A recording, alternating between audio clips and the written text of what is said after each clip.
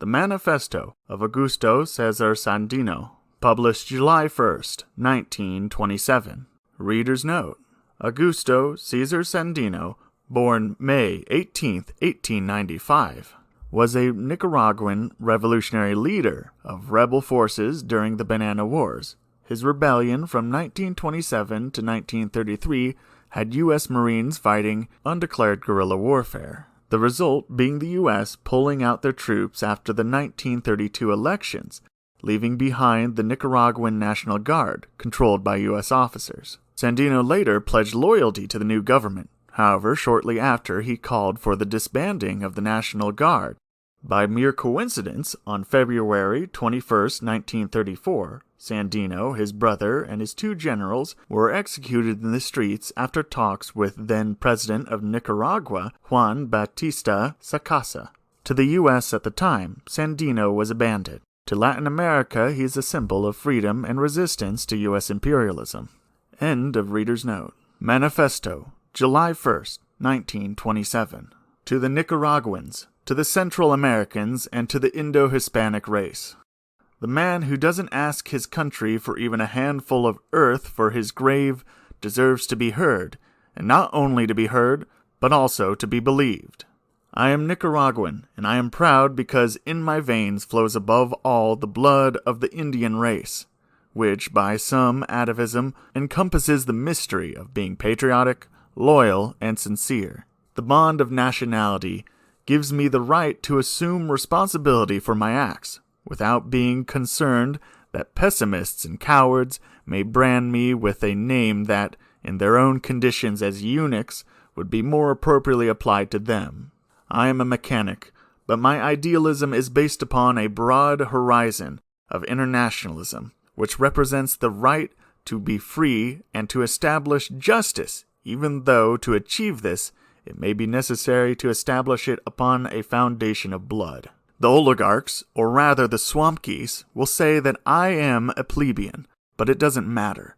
My greatest honor is that I come from the lap of the oppressed, the soul and spirit of our race, those who have lived ignored and forgotten at the mercy of the shameless hired assassins who have committed the crime of high treason, forgetful of the pain and misery of the liberal cause that they piteously persecuted, as if we did not belong to the same nation. 16 years ago, Adolfo Diaz and Emiliano Chamorro ceased to be Nicaraguans. Ambition killed their right to their nationality, because they ripped it from its staff of our country's flag, the symbol that envelops all Nicaraguans. Today the flag flies limply and in shame because of the ingratitude and indifference of its sons, who do not make a superhuman effort to free it at once from the claws of the enormous eagle, with its curved beak bloody with the blood of Nicaraguans.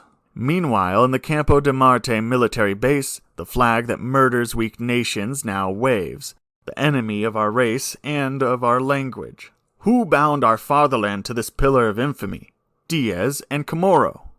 And those mercenaries still demand the right to rule over us as oligarchs, supported by the invaders' Springfields. No, 1,000 times no. For myself and my companions in arms, who have not betrayed the liberal revolution, who have not faltered, and who have not sold our weapons to satisfy our own ambition, the revolution continues, and today more than ever before it is powerful, because only those who have displayed the valor and self-denial that every liberal should possess remain involved in it.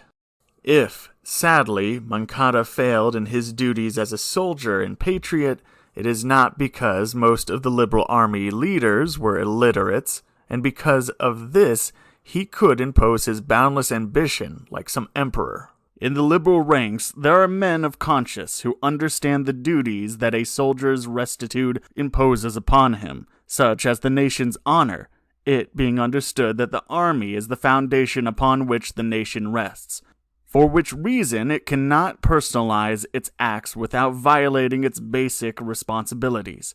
I judge Moncada before history, and before the fatherland as a deserter from our ranks, with the added aggravation of having gone over to the enemy. Nobody gave him the authority to abandon the ranks of the revolution, to make secret agreements with the enemy. And this is especially true of the invaders of the fatherland. His high position obliged him to die like a man before accepting his country's humiliation, the humiliation of his party and of his co-religionists. An unpardonable crime demanding revenge. Pessimists will say that we are very small to undertake a task of this magnitude, but I am convinced that however insignificant we may be, our pride and patriotism are very great.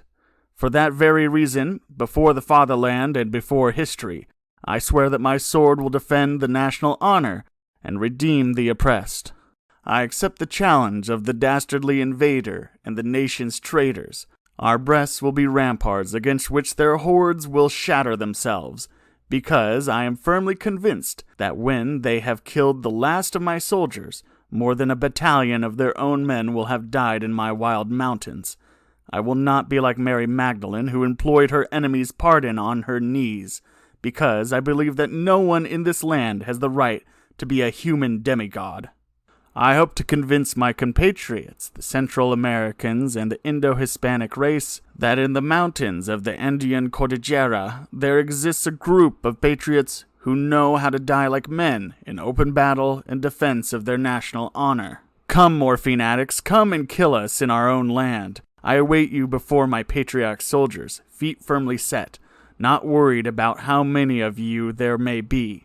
But keep in mind that when this happens, the Capitol building in Washington will shake with the destruction of your greatness, and our blood will redden the white doom of your famous White House, the cavern where you concoct your crimes.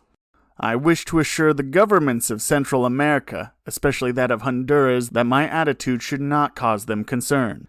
They should not think that because my forces possess more than enough strength to invade their territory, I would do so with the intention of overthrowing them. No, I am not a mercenary, but rather a patriot who does not allow outrageous assaults upon our sovereignty. Since nature has granted our country enviable riches and has placed us at the crossroads of the world, and since it is that same natural advantage that has made our land coveted to the point that our enemies would even enslave us, I would like to sever the ties to which the sinister Chamorro movement has bound us. Our country, this dark beauty of the tropics, should wear on her head the Phrygian cap of liberty, bearing the magnificent slogan symbolized by our red and black flag. She should not be a victim violated by the Yankee adventurers who were invited here by the four horrid individuals who still claim to have been born in this land. The world would be an unbalanced place if it allowed the United States of America to rule alone over our canal, because this would mean placing us at the mercy of the Colossus of the North, forcing us into a dependent and tributary role to persons of bad faith who would be our masters without justifying such pretenses in any way. Civilization requires that a Nicaraguan canal be built, but that it be done with capital from the whole world and not exclusively from the United States. At least half of the cost of the construction should be financed with capital from Latin America, and the other half from other countries of the world that may want to hold stock in this enterprise. But the share of the United States should be limited to the $3 million that they paid to the traitors Chamorro, Diaz, and Cuadropesos.